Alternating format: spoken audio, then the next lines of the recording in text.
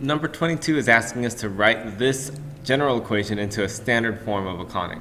And so let's just, even though we don't have to do this, let's kind of determine what type of conic this is. I see that there's a plus sign between those squared terms.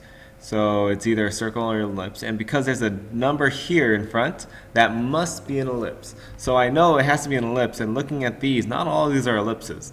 The ellipses must have what type of sign in between them? It has to be a plus. So these are minuses. Those are hyperbolas.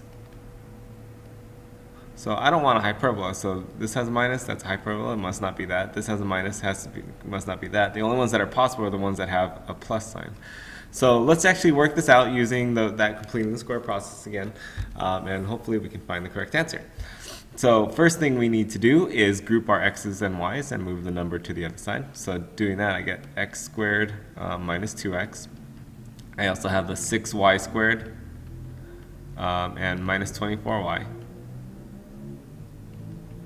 And then I move the 19 to the other side, so minus 19.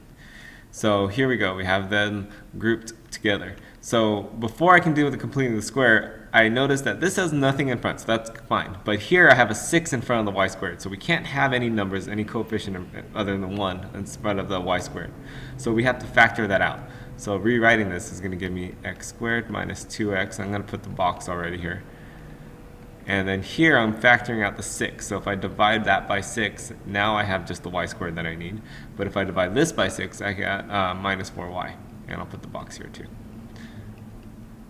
And now let's figure out what goes in these boxes. So remember, completing the square, we take that b, the middle term, divide it by 2 and square it. So negative 2 divided by 2 is 1, negative 1. And negative 1 squared is going to be positive 1. Here, same thing, negative 4 divided by 2 is negative 2, and negative 2 times negative 2 is positive 4. And since I added those here, I've got to add it to the other side, so add a 1 over here. But watch out here, because I didn't add just a 4 here. Remember, this 6 is being distributed to it, so when I add a 4 here, I'm actually adding a 6 times 4, which is 24. And so now we have that. Let's put those together. This factors. I know that it's going to be something squared because that's the whole point of completing the square. Here I have x times x. This is 1 times 1, and it's a minus sign in between. Still got 6 in front. Here I have y times y. 2 times 2 is 4, and it's a minus sign in between. And also adding these all up, I get, let's see, 25 minus 19 is going to be 6.